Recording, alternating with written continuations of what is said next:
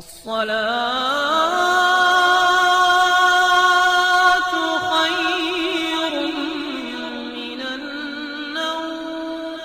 پیارے دوستو، تاریخ کی کتابوں کا مطالعہ کیا جائے تو یہ بات کھل کر سامنے آتی ہے کہ جب نمرود نے حضرت ابراہیم علیہ السلام کو اللہ کو ایک ماننے پر آگ میں ڈالنے کا حکم دے دیا تو یہ قرۂ ارض کا ایک بہت برا واقعہ تھا، جس کا ذکر انسانوں کے علاوہ چرند پرند جن و انسان سب کے درمیان ہوا۔ اور اس موقع پر ایک روایت آتی ہے کہ جب چونٹی اور چھپکلی کے درمیان اس واقعے کا ذکر ہوا تو چونٹی نے حضرت ابراہیم علیہ السلام کی حمایت کی، جبکہ چھپکلی نے نمرود کو حق پر جانب قرار دیا۔ ایک اور روایت کے مطابق جب حضرت ابراہیم علیہ السلام کو آگ میں ڈال دیا گیا، اس موقع پر جب چھوٹے پرندے بھی اپنی استطاعت کے مطابق چونچ میں پانی بھر کر اس آگ میں ڈال رہے تھے تاکہ یہ آگ حضرت ابراہیم علیہ السلام کے لیے ٹھنڈی ہو سکے، اس موقع پر یہی چھپکلی تھی جو کہ اس آگ کو اپنی سانسوں سے مزید بھڑکانے کی کوشش کر رہی تھی۔ عربی زبان میں چھپکلی کو وزق کہا جاتا ہے۔ جب اس کے حوالے سے پیارے نبی صلی اللہ علیہ وسلم سے دریافت کیا گیا تو صحیح بخاری میں آتا ہے کہ اللہ کے رسول صلی اللہ علیہ وسلم نے وزق کو قتل کرنے کا حکم دے دیا اور فرمایا کہ حضرت ابراہیم علیہ السلام کے لیے جلائی آگ میں پھونکے مارا کرتی تھی۔ صحیح مسلم میں ایک روایت آتی ہے کہ آپ صلی اللہ علیہ وسلم نے وزق کو قتل کرنے کا حکم دیا اور اسے فاسق قرار دے دیا۔ ایک اور روایت کے مطابق ایک بار ایک صحابی فوقیہ بن مغیرہ رضی اللہ تعالیٰ عنہ کی آزاد کرائے غلام عورت جب بی بی عائشہ رضی اللہ تعالیٰ عنہ کے پاس گئی تو انہوں نے وہاں ایک نیزہ پڑا ہوا دیکھا۔ انہوں نے ام المؤمنین حضرت عائشہ صدیقہ رضی اللہ تعالیٰ عنہ سے دریافت کیا کہ اس کا کیا مقصد ہے، تو انہوں نے جواب دیا کہ یہ چھپکلی کو مارنے کے لیے رکھا ہوا ہے، کیونکہ حضور اکرم صلی اللہ علیہ وسلم نے بتایا کہ جب سارے جانور حضرت ابراہیم علیہ السلام کو بچانے کی کوشش کر رہے تھے تب یہ چھپکلی واحد جانور تھی جس نے اس آگ کو بھڑکانے کی کوشش کی تھی۔ ایک سے زیادہ روایت موجود ہیں کہ جن میں نبی کریم حضور صلی اللہ علیہ وسلم نے وزق کو مارنے کا حکم دیا اور اس پر نیکیاں بھی بتائی گئی ہیں۔ بعض احادیث میں تو وزق کو ایک ہی چوٹ میں پوری قوت سے مارنے کی فضیلت بیان کی گئی ہے۔ مسلم شریف میں ارشاد نبوی صلی اللہ علیہ وسلم نقل ہے، جو چھپکلی کو پہلی چوٹ میں مار دے تو اس کے لیے 100 نیکیاں لکھ دی جاتی ہیں، دوسری چوٹ سے مارنے پر اس سے کم اور تیسری چوٹ سے مارنے پر اس سے بھی کم۔ لیکن اس حدیث کی تفسیر سے بعض علماء یہ رائے رکھتے ہیں کہ وزق سے مراد چھپکلی کی بجائے گرگٹ اور کریلا ہے، کیونکہ یہ بھی تکلیف دینے والے جانوروں میں سے ہے۔ چنانچہ حضرت ابو ہریرہ رضی اللہ تعالیٰ عنہ سے روایت ہے کہ نبی کریم حضور صلی اللہ علیہ وسلم نے ارشاد فرمایا، جس شخص نے پہلی بار میں گرگٹ کو مار ڈالا اس کے لیے 100 نیکیاں لکھی جائیں گی، جس نے دوسری بار میں مارا تو اس سے کم اور جس نے تیسری بار میں مارا تو اس سے بھی کم۔ اور مسلمان گھرانوں میں یہ بات رائج ہے کہ چھپکلی کو مارنا ثواب کا باعث ہے، اس کو مارنا سراسر جائز ہے لیکن اس کو جلانا ہرگز جائز نہیں ہے، کیونکہ شریعت محمدی صلی اللہ علیہ وسلم میں کسی بھی انسان، چرند پرند یا جانور کو جلا کر مارنے کی اجازت نہیں دی گئی۔ صحیح مسلم ہے کہ حضرت سعد بن ابی وقاص نے یہ روایت کی کہ نبی کریم حضور صلی اللہ علیہ وسلم نے چھپکلی کو مار دینے کا حکم دیا اور اس کا نام 40 فاسد رکھا۔ چنانچہ ان بیان کردہ تمام روایات سے یہ ثابت ہو جاتا ہے کہ چھپکلی یعنی وزق کو قتل کرنا باعث ثواب ہوتا ہے۔ جو اسے پہلی ضرب میں مار ڈالے گا اس کو 100 نیکیاں ملیں گی اور جو اس کو دوسری اور تیسری ضرب میں مارے گا تو اسے بنسبتاً کم نیکیاں دی جائیں گی۔ اب خواتین و حضرات، اس کا ایک مذہبی پہلو تو آپ کے سامنے بیان کیا جا چکا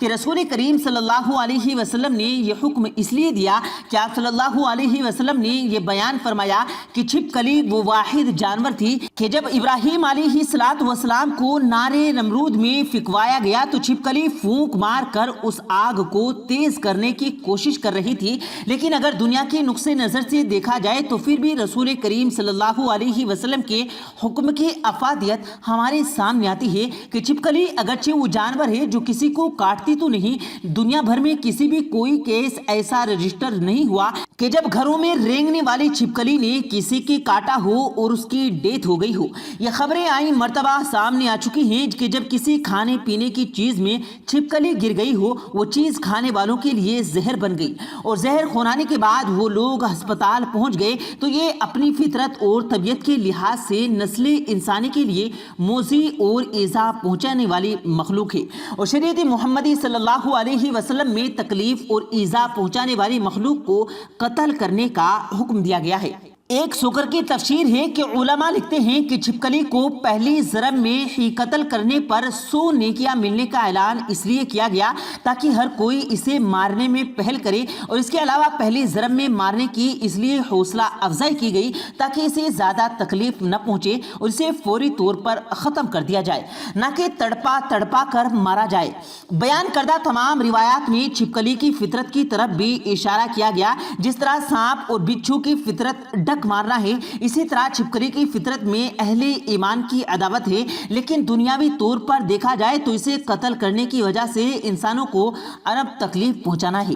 کتنے ہی واقعات اخبارات میں سامنے آتے رہتے ہیں، کہیں پر کھانے پینے کی کسی شے میں چھپکلی گر گئی، اس کے زہریلے پن نے اہل خانہ کی جانوں کا خطرہ ہو گیا۔ اس کا لعاب جب کسی بھی کھانے پینے کی شے کے ساتھ مل جاتا ہے تو وہ چیز زہر میں تبدیل ہو جاتی ہے۔ چنانچہ اس موسم گرما میں اس آب کی ٹھنڈی چھپکلیاں آتی ہیں تو آپ ان کو جان سے مار کر نہ صرف سنت نبی صلی اللہ علیہ وسلم اور حدیث نبی صلی اللہ علیہ وسلم پر عمل پیرا ہو کر ثواب کما سکتے ہیں، بلکہ اس کے ساتھ ساتھ اپنی جانوں کا تحفظ بھی یقینی بنا سکتے ہیں۔ یاد رکھیں کہ اسلامی شریعت میں اس بات کی مکمل اجازت ہے کہ ایذا اور تکلیف پہنچانے والے جانوروں کو جان سے مار دیا جائے۔ حضرت عائشہ صدیقہ رضی اللہ تعالیٰ عنہا نبی کریم صلی اللہ علیہ وسلم سے نقل کرتی ہیں کہ آپ صلی اللہ علیہ وسلم نے ارشاد فرمایا کہ ایذا پہنچانے والے 5 جانور ہیں جن کو حد حرم سے ظاہر بھی اور حد حرم میں بھی مارا جا سکتا ہے۔ مارنے والا خواہ احرام کی حالت میں ہو خواہ احرام سے باہر ہو۔ ان جانوروں میں سانپ، ابلقوا، چوہا، کٹ کھنک کتا اور چیل شامل ہے۔ اس کتے کو مارنا حرام ہے جس سے فائدہ حاصل ہوتا ہے، اسی طرح اس کتے کو بھی مارنا حرام ہے جس سے کوئی فائدہ حاصل نہ ہوتا ہو اور اس سے کوئی نقصان بھی نہ پہنچتا ہو۔ جن جانوروں کا ذکر اس حدیث میں کیا گیا ہے ان کو مارنے کی اجازت میں حج اسی لیے دی گئی کہ ان سے جان کا خطرہ ہو سکتا ہے اور یہ انسانوں کو ایذا اور تکلیف میں مبتلا کر سکتے ہیں۔ اور خواتین و حضرات، کیا آپ کے علم میں ہے کہ رسول کریم صلی اللہ علیہ وسلم نے جیسے 5 جانوروں کو مارنے کا حکم دیا، اسی طرح 4 جانور اور پرندوں کا ذکر بھی فرمایا گیا کہ جنہیں مارنے سے منع فرمایا گیا ہے۔ حضرت عبداللہ ابن عباس رضی اللہ تعالیٰ عنہ بیان کرتے ہیں کہ رسول اکرم صلی اللہ علیہ وسلم بیان کرتے ہیں 4 جانوروں کو مارنے سے منع فرمایا گیا: چونٹی، شہد کی مکھی، ہدہد اور سروت۔ اسی طرح صحیح مسلم میں روایت میں آتا ہے کہ بلی کو بھی مارنا درست نہیں۔ حضرت عبداللہ بن عمر رضی اللہ تعالیٰ عنہ بیان کرتے ہیں کہ رسول کریم صلی اللہ علیہ وسلم نے ارشاد فرمایا: ایک عورت کو بلی کی وجہ سے عذاب دیا گیا، اس نے بلی کو باندھ کر رکھا یہاں تک کہ وہ مر گئی اور وہ عورت اس کی وجہ سے جہنم میں داخل کی گئی۔ جب اس عورت نے بلی کو باندھا، اس نے ان کو کھلایا نہ پلایا، نہ اس کو کیڑے مکوڑے کھانے کے لیے آزاد کیا۔ بعض علماء کے نزدیک تو مکڑی کو بھی مارنے سے گریز کیا جانا چاہیے، کیونکہ رسول کریم صلی اللہ علیہ وسلم جب حضرت ابو بکر صدیق رضی اللہ تعالیٰ عنہ کے ساتھ غار سور میں مقیم تھے تو اسی مکڑی نے جالا بن کر آپ صلی اللہ علیہ وسلم کی مدد فرمائی تھی۔